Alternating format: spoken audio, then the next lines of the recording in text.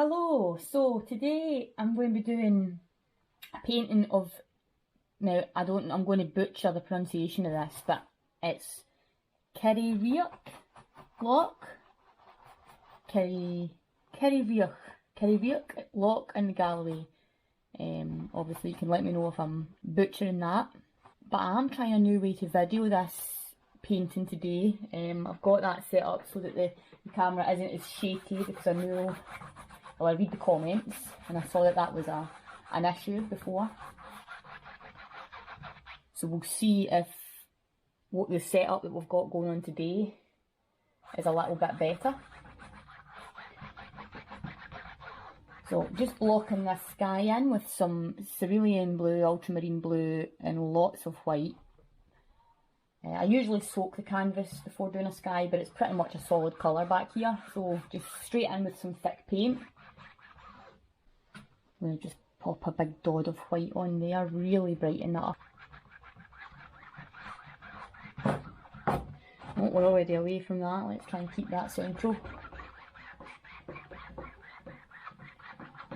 Videos and technology isn't a strong point. I'm sure you can gather that if you've watched any of the other videos. But it's all learning, so we'll try and make some progress. Okay, that'll do. Right, I'm going to get the base colour in for this water. So pretty much the same colours that I worked with on the sky. That's the cerulean blue, the ultramarine blue and lots of white. There's some beautiful reflections happening in this loch. Obviously that won't come into a later stage, but I'm very excited. Actually, I should watch what I'm saying, because as soon as I say that I'm very excited about something, it tends to be the part of the painting that really lets me down, so I'll just hold my tongue on that. Might darken that up a little bit, so I'm going to add a little bit of ultramarine blue to that mix and burnt umber. That's nice, really like that. Oh, I'm terrible at touching this camera, that's going to take a bit of getting used to.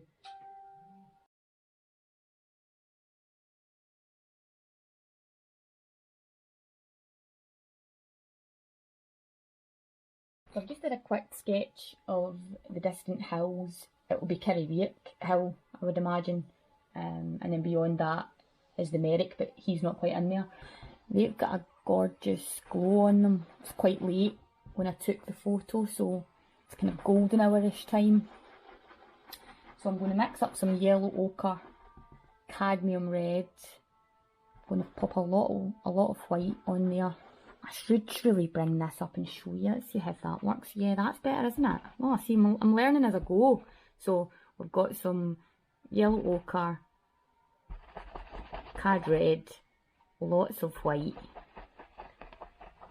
Let's pop that on now and see how we go with that. Well, that can be our base colour. Some nice purples in the shadows from the clouds on these hills, so that'll be quite nice to add in as well, but base colours first. That's actually a beautiful colour. Now what's the distinction between Kirriereoch? Is that Kirriereoch? I'm wondering whether this one's Kirriereoch. Not really good in the hills. What I'm going to do is I'm going to add a touch of burnt umber to the mix. Just darken it up ever so slightly, so that there's a nice distinction between the hill in the foreground and the hill in the background.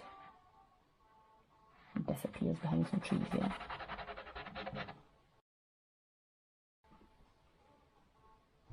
Going back to that light colour for just a second. So I'll come back to those hills in a minute. What I'm going to mix up now is some ultramarine blue and burnt umber. Nice equal balance of both of those colours together.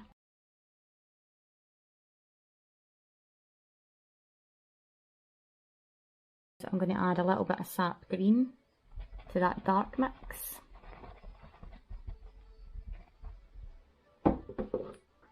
And I'm going to use that right down to this line where the land meets the loch.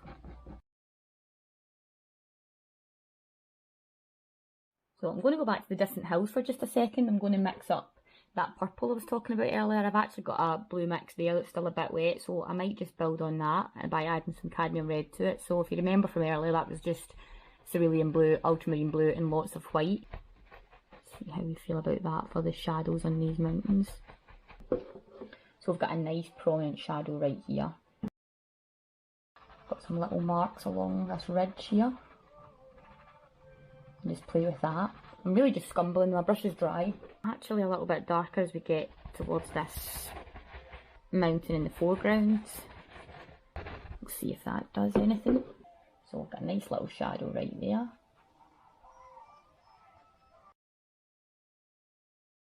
Sometimes I find if you make enough marks, things eventually just fall into place, and I prefer that.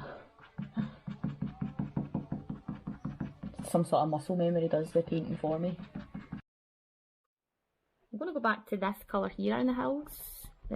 This colour here in the hills, this colour here that we use for the hills even. The yellow ochre, a touch of red, lots of white. I might go even lighter again this time.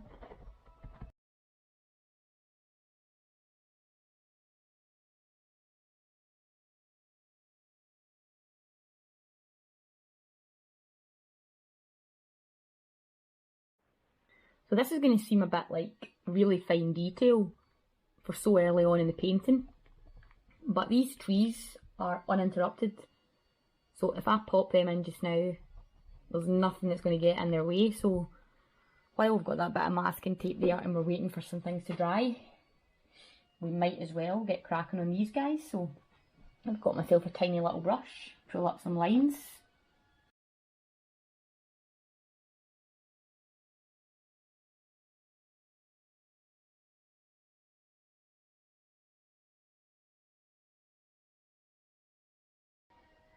Right, let's get some leaves on these trees.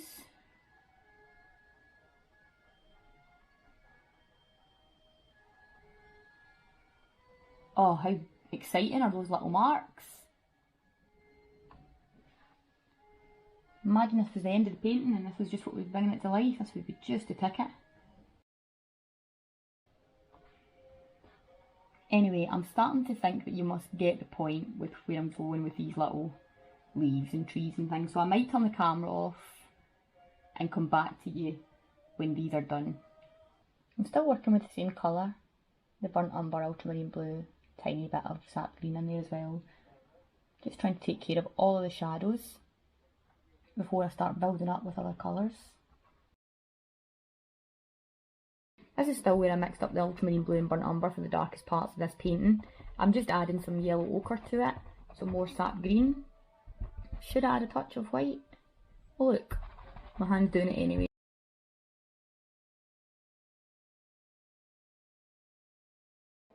So I've got some lovely trees just around about here that I'm going to start picking out now. Again, I'm just working on top of this colour that I've been mixing on for the last little while, so I'm going to add some ultramarine blue to that.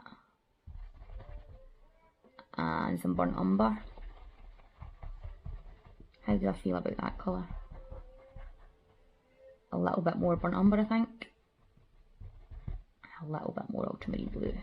I want that green still coming through, but I want a really dark colour. Let's see how that looks. So we've got quite a tall tree here.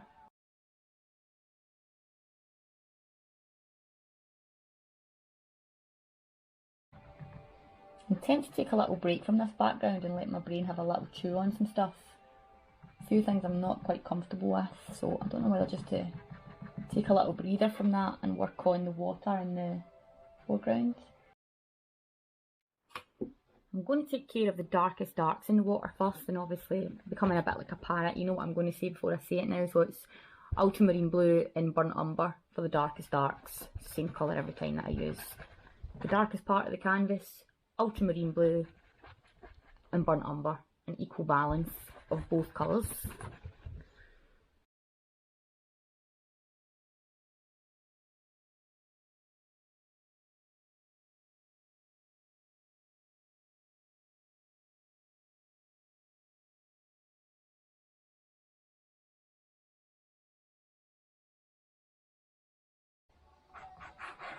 I'm a bit fascinated with the Galloway Forest at the moment, especially all the parts that I've still not explored, which is a lot of it, I should say. I said that like, I know it like the back of my hand or something. I do know it. It's just vast and wild and so remote in places, especially some of the hills. A lot of them are still completely pathless, and trying to navigate through the tussocks and the swamps to make your way to the summit can be quite a challenge.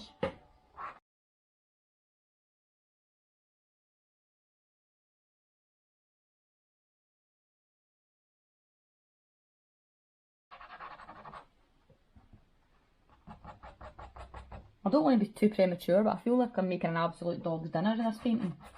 So can we just write this one off and use it as purely an excuse to see if my new video setup's going to work, rather than what this finished painting's going to look like, because I am not feeling confident.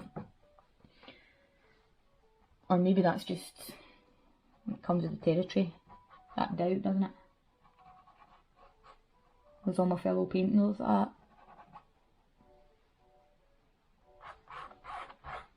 That point in the painting where the doubt creeps in, you think, what are you doing? What do you think you're scribbling about? I think you can colour in something. So I'm going to go back and add some detail to these little trees up here. Some beautiful warm greens, yellow ochres and things like that that's happening up there. So let's see what we can pull together on this palette. So some sap green and some yellow ochre. Is that where we'll start?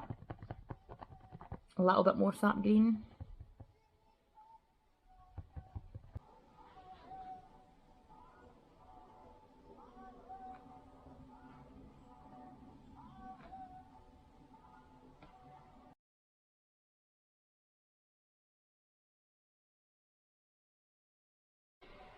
Some nice colours there. Let's bring some yellow ochre, or some more yellow ochre anyway, into this. See if we can really brighten up some of those trees. Wonder if those little details are coming up on this camera. I hope they are. Otherwise this video could be a write-off anyway.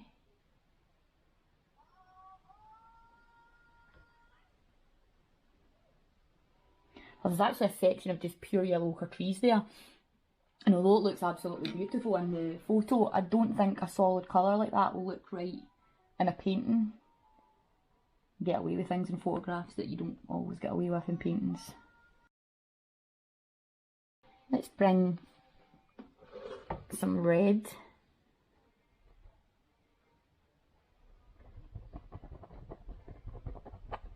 How do I feel about that?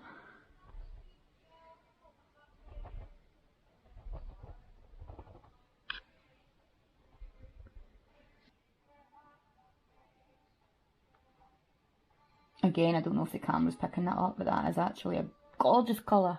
Well,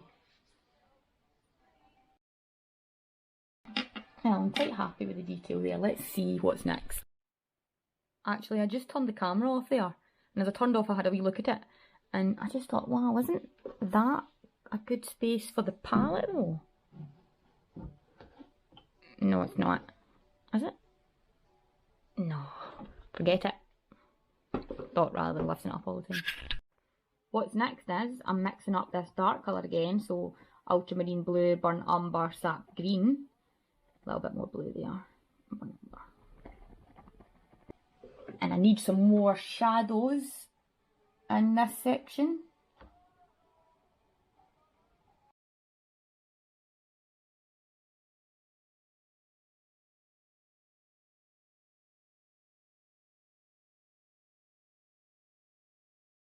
I'm going to add some white to this sap green mix from earlier. Maybe a little bit more yellow ochre. A lot more white, let's see.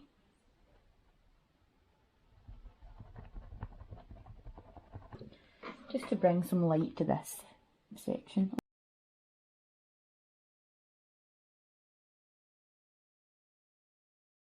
Just doing little trails down of the small brush there. It's dry and it's got that beautiful colour in it we just mixed.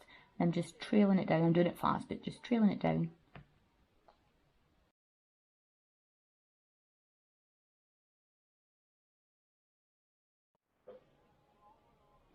I'm mixing up burnt umber, ultramarine blue and sap green again here, that almost darkest dark, but obviously with the inclusion of sap green. And it's just to bring some more details back into this background. I've had a little think about it while my camera's away charging there. And I feel it needs to be even more precise. So I'm using the smallest brush I've got. And I don't know whether you can see those little lines I'm putting in, but it's just to describe the tops of the trees. So this one's quite tall, so let's describe this one. I don't know if you can see how thin that line is, but I just think it makes all the difference.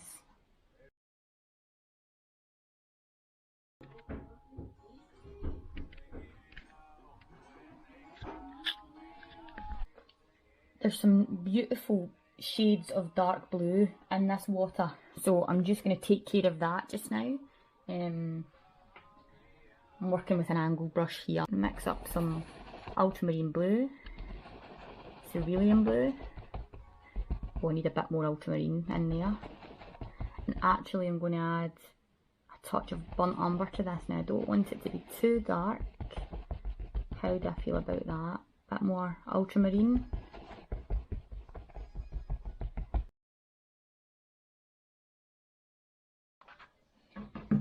Just take the excess off that brush, and absolutely up painting would be another good idea. And then after you've messed everything up for just a split second and quickly rectified it, you can go back to using that same colour and then a little drag in there. I'm going to have to move this out of the way. I need to get a video that I can zoom. Oh, the restriction on that brush.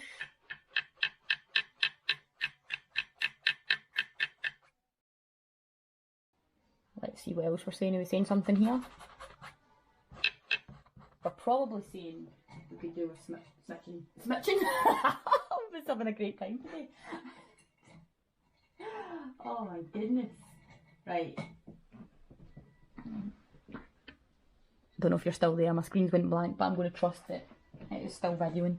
But little flathead brush, same colour.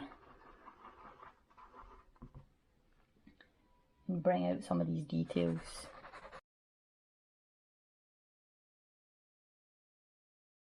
I'm going to put together a quick wash. I've wet this brush here, a flathead brush, one of my brushes that are still better looking. And I'm not sure whether I'll be able to do this angled up the way like this, because it should run. But you know what I mean when I'm saying, you puddle of water, yeah, it is running, so I don't want to. So ultramarine blue, burnt umber, lots of water on the brush, and I'm going to do a little wash. Side's drying, I'm going to work on this section. That side is reflecting these trees, but this side is reflecting that beautiful light. So I've got a brush that's seen better days, I think is the professional name for this one. And I am going to mix up some ultramarine blue, some cerulean blue, and lots of white that has already semi-dried in this heat. But how dare I complain? I think I want it to be lighter than that, so I'm going to add more white to that mix. And I'm going to switch to a smaller brush.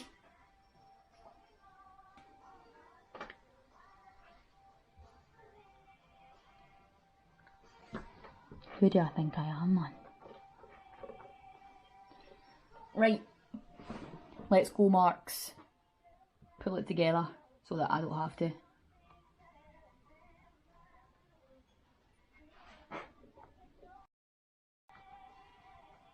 Doesn't matter how small a brush I buy, it's never small enough. I'm going to put a little bit of water on the brush, just to help that colour flow a little bit easier. Long lines, short lines,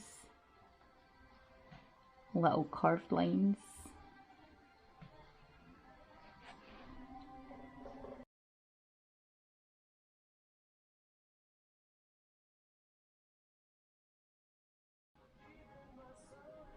Right, I'm going to need to pause and reflect to see what I'm doing with this bit here, because it's the only bit of the water that's causing me concern at the minute. Let me bring you back in while I consider it. Let's be honest. So I'm going to obliterate some of those dark lines because I'm not sure about them. I don't like this. I don't like what's happening here or there.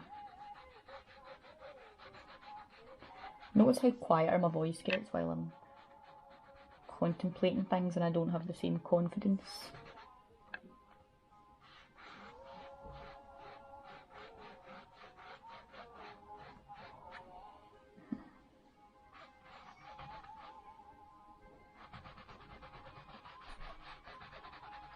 I feel like just taking them all out and starting those lines again because I'm just so not sure about the patterns that I've made there.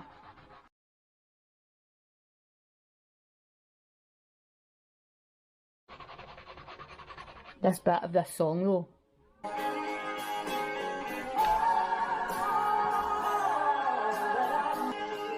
Oh my god, man.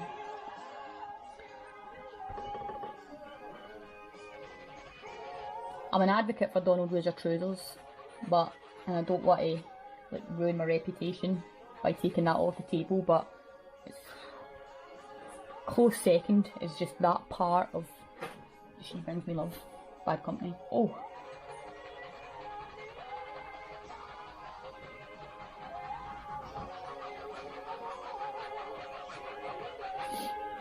Right, while we're here, I might as well mix up that dark colour again and just blend that in while my colours are still wet on the canvas. That's the colour I want there. Oh yes, blend that in, blend it. And then let's bring the lighter colour back in.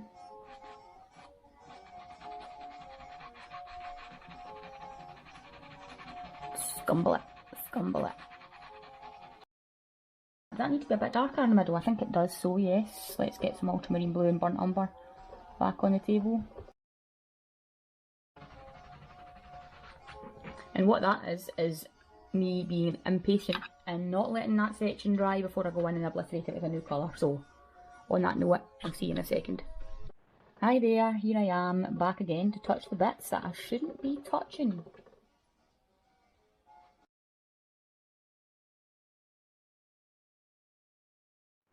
So I'm going to move back over into these reflections here of the trees.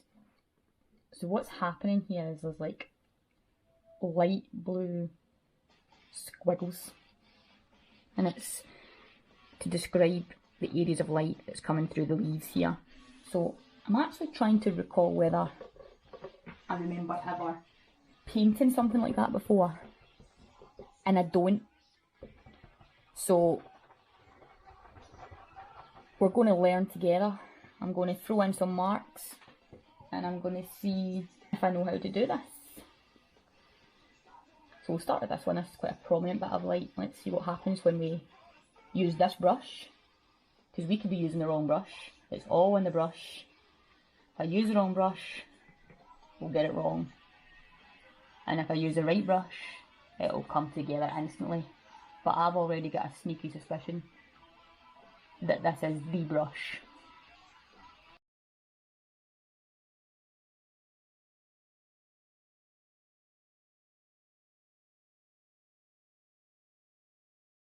Right, I think you get what I'm doing there. I'm going to continue along there and I'll come back to you when I'm working closer to the foreground.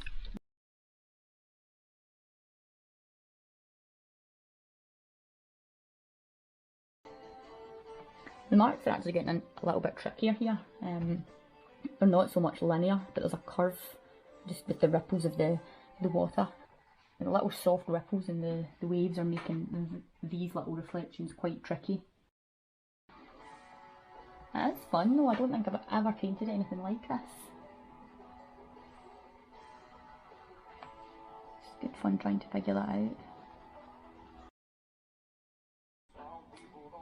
So it becomes really bitty here, rather than any kind of lines and shape, it's just little dots and dashes.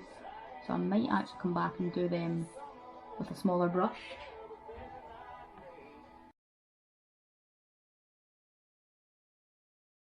These beautiful ripples continue here. So let's describe that. Let's put a bit of water into that. I'm still working with that same colour, obviously I haven't changed, that's that light blue. And there is a beautiful white strip right there. Kind of tempted to just take care of that.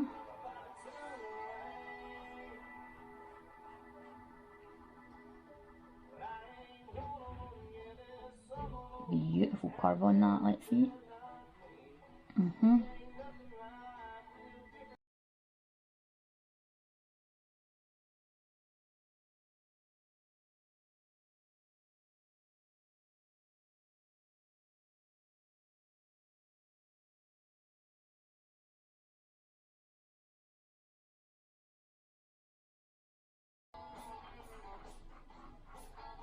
Some really exciting marks here, little curves.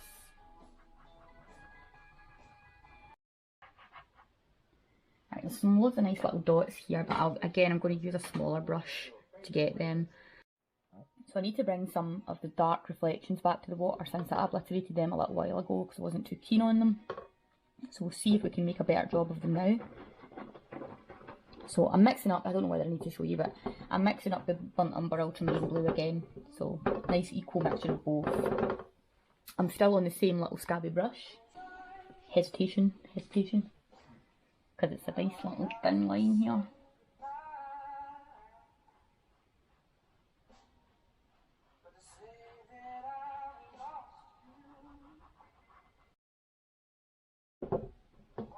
Keep reminding myself I'm not looking for perfection, but then there's another voice inside my head that's like, yes you are. If we don't, I mean, we might not be able to get it, but you've got to seek it, haven't you?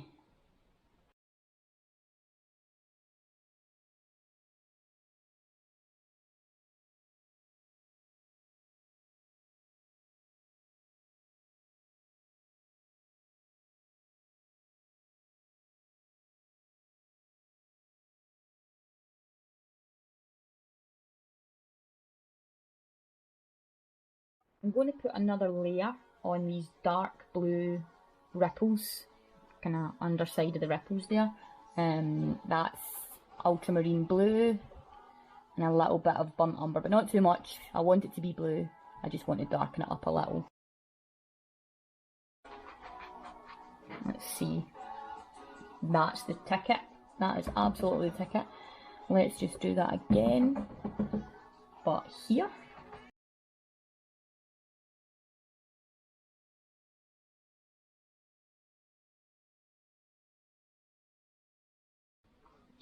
Just mixing up this darker shade of blue again to pop in here. Maybe bring this colour up here.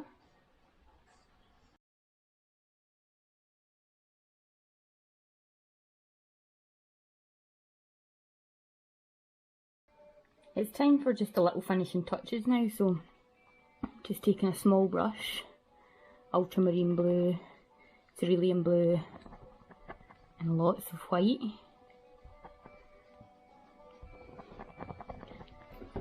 And then I'm going to put some water on that brush, and we're going to get some little details here, little dots.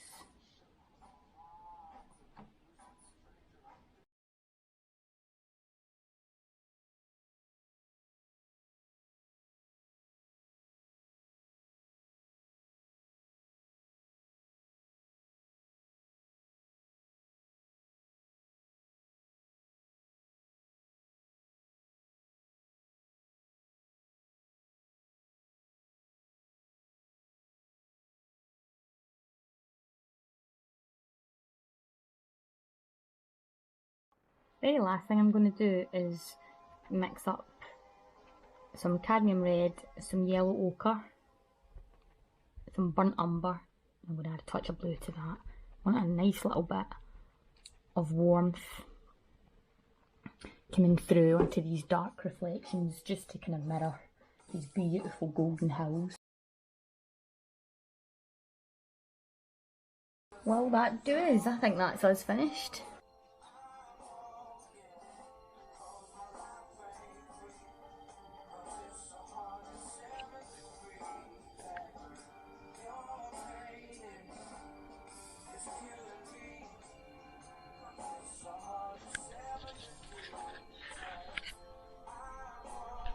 So I'm just jumping on quickly because I said I was finished and I'm still faffing about, so I want to be honest that I'm still working on it. The last thing, the very, very last thing that I'm doing is pulling out tiny little branches from these trees with this small, almost dry brush. I just felt like it could benefit from this last little bit of detail.